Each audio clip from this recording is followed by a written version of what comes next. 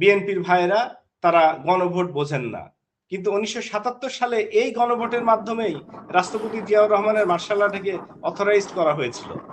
এবং সেই অথরাইজেশনটা হয়েছিল কি, হা না ভোটের প্রশ্নটা ছিল হচ্ছে জিয়াউর রহমানের বর্তমানে রাষ্ট্রীয় কর্মকাণ্ডের সাথে আপনি একমত পোষণ করেন কি করেন না। রাষ্ট্রীয় কর্মকাণ্ড তো বিশাল ব্যাপার, সেখানে 19 দফা ছিল, জিয়াউর রহমান আরো অনেক আদর্শ সেখানে বিদ্যমান ছিল, সবগুলোর সাথে জনগণ একমত পোষণ করে কিনা একটা প্রশ্ন ছিল।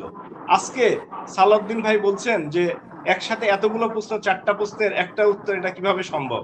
কিন্তু তাহলে 1977 সালে কিভাবে পুরো জিয়াউর রহমানের শাসন ব্যবস্থার প্রত্যেকটা পয়েন্টকে মানুষ হা বলেছিল? এর চেয়ে জনগণের সাথে প্রতারণা আর কোনো কিছু হতে পারে না মনির ভাই। তো আমি যে কথাগুলো বলতে চাচ্ছি এটা একটু ব্যাকগ্রাউন্ড থেকে আসি, যে বাংলাদেশের যে কনস্টিটিউশন, বাংলাদেশে যখনই যারা সরকারে ছিল অতীতে, তারা প্রত্যেকেই এই সংবিধানের দোহাই দিয়েই তারা তাদের ক্ষমতাকে আজীবনের জন্য পাকাপোক্ত করতে চেয়েছে। প্রথমত দেখেন, আমাদের শুরুটা হয়েছে আজকে 72-এর সংবিধানটা আমাদের সরকারি দলগুলোর জন্য অত্যন্ত প্রিয়, অথচ এই সংবিধানটা রচনা প্রথমেই ভুল। মানে শুরুতেই ভুলটা দেখেন কোথায়। 1972 সালে যারা সংসদ সদস্য, যারা এই সংবিধানটাকে প্রণয়ন করেছেন, তারা ছিলেন পাকিস্তানের গণপরিষদের সদস্য।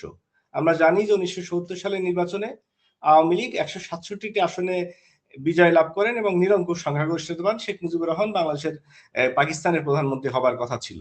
পরবর্তীতে মুক্তিযুদ্ধ সংগঠিত হয় এবং আমরা দুই ভাগে ভাগ হয়ে যাই। কাজেই উচিত ছিল নতুন বাংলাদেশ, স্বাধীন বাংলাদেশের জন্য, মুক্তিযুদ্ধের চেতনার বাংলাদেশের জন্য একটা নতুন গণপরিষদ গঠন করা, এবং তারা সংবিধান রচনা করতে পারত।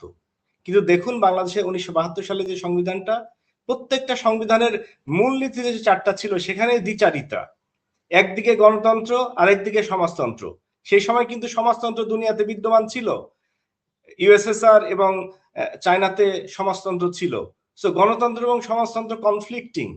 অন্যদিকে এই মুসলিম মেজরিটি একটা কান্ট্রিকে আমি বলছি যে ধর্মনিরপেক্ষ, এবং সংবিধানের স্টার্টিং থেকে শুরু করে শেষ পর্যন্ত শুধুমাত্র ফেডারাল গভর্নমেন্টের পার্ট ছাড়া বাকি বেশিরভাগ অংশ আপনি দেখেন ভারতের সংবিধানের সাথে সামঞ্জস্যপূর্ণ।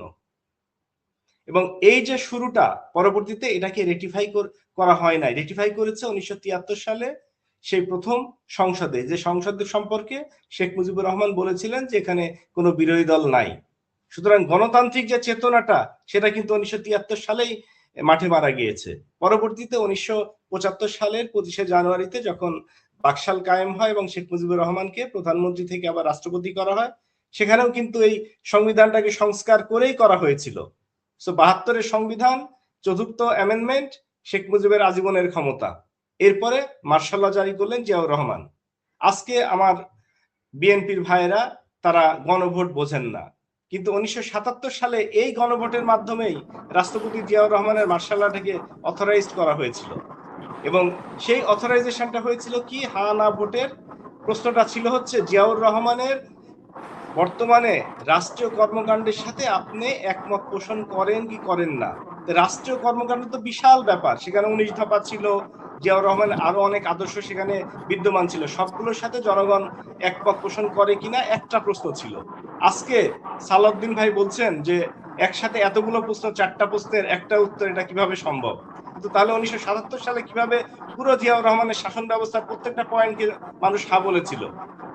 পরবর্তীতে একই জিনিস 1982 সালে যখন এরশাদ ক্ষমতায় আসে, সেও একটা গণভোট করেছিল।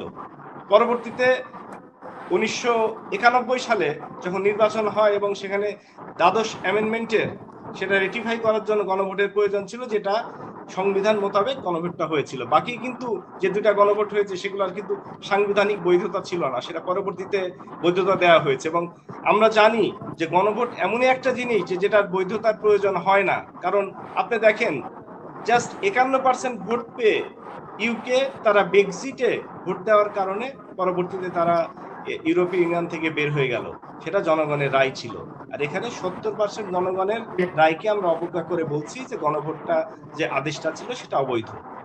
এর চেয়ে জনগণের সাথে প্রতারণা আর কোনো কিছু হতে পারে না। এখন বলি যে এই গণভোট এবং পরবর্তী যে পরিস্থিতিটা সৃষ্টি হচ্ছে। একদিকে যেমন বৈশ্বিক পরিস্থিতি আমাদের প্রতিকূলে চলে যাচ্ছে, অন্যদিকে আমরা রাষ্ট্রীয় আননেসেসারি বিষয়গুলো নিয়ে আমরা বিতর্ক করছি। আজকে যারা বিরোধী দল জামাত এবং এনসিপি, তারা যদি পজিটিভ রাজনীতি করেও থাকে, তাদের অস্তিত্বের সংকট। আজকে যদি এই বিএনপি সমস্ত আজকে গুম খুন অধ্যাদেশ যেটা আছে সেটাকে যদি তারা অমান্য করে, এর চেয়ে জনগণের সাথে প্রতারণা আর কোনো কিছু হতে পারে না। এখন বলি যে এই গণভোট এবং পরবর্তী যে পরিস্থিতিটা সৃষ্টি হচ্ছে, একদিকে যেমন বৈশ্বিক পরিস্থিতি আমাদের প্রতিকূলে চলে যাচ্ছে, অন্যদিকে আমরা রাষ্ট্রীয় আননেসেসারি বিষয়গুলো নিয়ে আমরা বিতর্ক করছি। আজকে যারা বিরোধী দল জামাত এবং এনসিপি, তারা যদি পজিটিভ রাজনীতি করেও থাকে, তাদের অস্তিত্বের সংকট। আজকে যদি এই বিএনপি সমস্ত আজকে গুম খুন অধ্যাদেশ যেটা আছে সেটাকে যদি তারা অমান্য করে, তাহলে আজকে আমার সামনে যে হাসিন স্যার আছেন, তার মতো আমাকেও আবার কালকে গুম করে নিলে এটার কোনো বিচার হবে না, কারণ গুম কমিশন স্বাধীন না। সো আমার বিচার হবে না এই সরকারের আমলে গুম করলেও। সো আমি ভয়ে থাকবো যে আমি এখানে কি কথা বলবো কি বলবো না, এটা আমাকে মেপে বলতে হবে, কারণ আমার বাক স্বাধীনতা হরণ করা হচ্ছে। অন্যদিকে জুলাই অধ্যাদেশ এটা যদি সংবিধানের পার্ট না হয় এবং সংবিধান সংস্কার যদি করা না হয়, তাহলে সেই যে ৭২-এর সংবিধানের কন্টিনিউয়েশন, সেই কন্টিনিউয়েশনের ফলে আমরা কি দেখেছি, এই বিএনপিকে ১৯৯৫ সালে কিন্তু বোঝানো যায় নাই তত্ত্বাবধায়ক সরকার কি, পাগল এবং শিশু ব্যতীত কেউ নিরপেক্ষ নাই, এটা বিএনপির খুব বিখ্যাত একটা উক্তি ছিল। পরে ১৭৩ দিন হরতাল দিয়ে তাদেরকে বাধ্য করা হয় তত্ত্বাবধায়ক সরকার কি এটা বোঝানোর জন্য।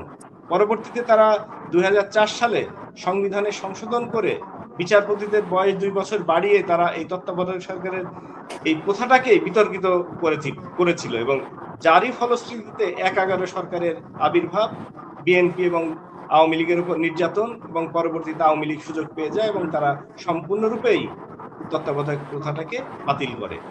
এবং ১৫ বছর বিএনপি বা অন্যান্য বিরোধী দল তারা একটা চুলো ছিটতে পারে নাই শেখ হাসিনা সরকারের। এবং আজকে ২০২৪-এ এসে আবাবিল পাখির মতো এই ছাত্র জনতা তারা এসে হাজির হলো, এবং তাদের এই রক্ত এবং আত্মত্যাগের বিনিময়ে আমরা পরবর্তীতে ইন্টারিম গভর্নমেন্ট পেলাম। এই বিষয়টা নিয়ে সংসদে জনাব আন্দালিব রহমান পার্থ সংসদ সদস্য, তিনি বলেছেন যে ১৭ বছরে ৩০০ রান করেছেন এবং ১২ রান করে ম্যাচ হয়তো বা চলে আন্দোলন চালু করেছেন, জিতিয়েছেন। তো জুলাই অভ্যুত্থানের যে জয়টা এসেছে সেখানে বিএনপির যারা রয়েছেন তাদের ১৭ বছরের অবদানটা কি অস্বীকার করেছেন? বিএনপির ১৭ বছরের অবদান বলতে এটা যে তারা সরকারের বিরুদ্ধে আন্দোলন করেছে। তারা ২০১৪ সালে, যেমন ধরেন বিএনপি একটা একটা করে যদি আমি ঘটনা সংক্ষেপে বর্ণনা করি, ২০০৯ সালে বিডিআর ম্যাসাকার, এখানে আর্মির নেতৃস্থানীয় জেনারেল মঈন থেকে শুরু করে আর্মির কমান্ডের অ্যাবসলিউট ফেলিওর, যে তারা এই তাদের ভাইদের হত্যাকাণ্ডের ক্ষেত্রে কোনো ধরনের কোনো প্রতিরোধ করতে পারেনি। একইভাবে সেই সময়কার প্রধান বিরোধী দল হিসাবে বিএনপি তেমন কোনো প্রতিবাদ করে নাই, জোরালো প্রতিবাদ করে নাই, ফার্স্ট ফেলিওর। দেন আপনি আসেন ম্যাডাম খালেদা জিয়াকে যেদিনকে বাড়ি থেকে বের করে দেওয়া হয় এক কাপড়ে, তার কান্না বিএনপির নেতাকর্মীদেরকে আঘাত করে নাই। বিএনপির সেদিনকে উচিত ছিল রাস্তায় প্রত্যেকটা মানুষের নেমে বের হওয়া, তাহলে সেদিনই সরকারের পতন হতে পারত। থার্ড ইনসিডেন্ট, ২০১৩ সালে শাপলা চত্বরে যখন আলেমদেরকে হত্যা করা হয়, বিএনপি নেত্রীর কঠোর নির্দেশনা ছিল যে তোমরা শাপলা চত্বরে সেই হেফাজতের পাশে থাকবা, কিন্তু মহানগর বিএনপি ব্যর্থ হয়েছে তার আদেশ পালন করতে। ২০১৪ সালে বিএনপি নির্বাচনে অংশগ্রহণ করে নাই, that was A right decision. কিন্তু আওয়ামী এবং ভারতীয় মিডিয়া তারা এমনভাবে ন্যারেটিভ তৈরি করে যে বিএনপি বিশাল একটা ভুল করে ফেলেছে, ম্যাডাম খালেদা জিয়ার একটা ভুল ডিসিশন ছিল ২০১৪ ইলেকশনে না যাওয়া, but that was A right decision. But সেটাকে বিএনপি ক্যাপিটালাইজ করতে পারে নাই। একই জিনিস ১৯৯৬ সালের ১৪ ফেব্রুয়ারি নির্বাচনে আওয়ামী লীগ অংশগ্রহণ না করে পরবর্তীতে বিএনপিকে সরকারকে টেনে হেসড়ে নামায় তারা ৯৬ তার ৩ মাস পরে। কিন্তু একই কাজটা ২০১৪-তে বিএনপি করতে ব্যর্থ হয়েছিল, কারণ বিএনপির সর্বশক্তি দিয়েও বালুর ট্রাক সরানোর মতো ক্ষমতা বিএনপির ছিল না। কারণ বিএনপির আমরা জানি কিছু নেতা শেখ হাসিনা দ্বারা বিকৃত ছিল, শেখ হাসিনার কাছে মাসিক মাসোয়ারা নিত। বিএনপির ৫-৭টা নেতার ব্যাপারে অলরেডি অভিযোগ এসেছে এবং আমরা জানি যে বিখ্যাত কিছু ইউটিউবার বিদেশ থেকেও তারা তাদের নামীয় তালিকাও প্রকাশ করেছেন। একই সাথে আমাদেরই একজন কলিগ ক্যাপ্টেন শাহনাজ, সে একটা টকশোতে বলেছে যে বিএনপির নেতারা, তার হাজবেন্ড এসএসএফ এ ছিল এবং তার দেখা যে বিএনপির কিছু নেতা যে গণভবন থেকে টাকা নিয়ে আসতো খামে করে এবং তারা আন্দোলন করে তুলেন নাই। এরপরে আসলো কি 2018 সালে এই যে নুরুল ইসলাম নূর, এই ছেলেটা এত আন্দোলন করলো, সে ভিপি হলো, তারপরে করলো কি, সে মুসাদের সাথে দেখা করলো। আজকে আন্দালিব রহমান পার্থ এবং নুরুল হক নূর, দুইজনের কথার ভাষা একই ধরনের। আন্দালিব পার্থ 3-4 মাস আগে বললো যে সংবিধানকে ছুঁড়ে ফেলে দেওয়া উচিত। তিনি যখন সবচেয়ে বেনিফিটেড এবং বেনিফিশিয়ারি রাজনীতিবিদ বাংলাদেশে, সেটা হচ্ছে আন্দালিব রহমান পার্থ। তার পিতৃ পরিচয়, তার শ্বশুরের পরিচয়, তার সবকিছু আওয়ামী ঘরানার, শুধুমাত্র সে নিজে হচ্ছে আওয়ামী বিরোধী কথাই। কিন্তু একদিনের জন্য কি পার্থ কোনো সাফার করেছে? গত 15 বছর আওয়ামী লীগের শাসন আমলে পার্থকে কি সাফার করতে হয়েছে? যেখানে বিএনপির লক্ষ লক্ষ নেতাকর্মী মামলা নিয়ে ধান খেতে, পাট খেতে ঘুমিয়েছে, জেলে ঘুমিয়েছে, সেখানে পার্থ কোথায় ছিলেন? সুতরাং এই জিনিসগুলো আমাদেরকে দেখতে হবে। এরপরে যখন মাসুম বাচ্চারা আবাবিল পাখির মতো আন্দোলন করে 5ই আগস্ট দেশকে মুক্ত করলো, হাসিনা মুক্ত করলো, এরপরে করলো কি, বিএনপি প্রথমেই যখন সরকারি গঠন হয় নাই, 5 থেকে 8 আগস্টের মধ্যে দেশ ছিল অরক্ষিত, সেই সময় তারা একটা বিশাল সমাবেশের ডাক দিল। সেই সমাবেশ থেকে তারা ঘোষণা করলো যে তারা 3 মাসের মধ্যে নির্বাচন চায়। তারা কার কাছে নির্বাচন চেয়েছিল? এটা কি জনগণের কাছে প্রশ্ন আমরা করতে পারি না যে বিএনপি 7ই আগস্টের সেই মহাসমাবেশে নির্বাচনের দাবিটা কার কাছে করেছিল? এখান থেকেই প্রবলেমের সূত্রপাত। পরবর্তীতে রাষ্ট্রপতিকে সরানো সম্ভব হয় নাই এবং সংস্কারে প্রত্যেকটা পদে পদে বাধা এসেছে ইউনূস সরকারের।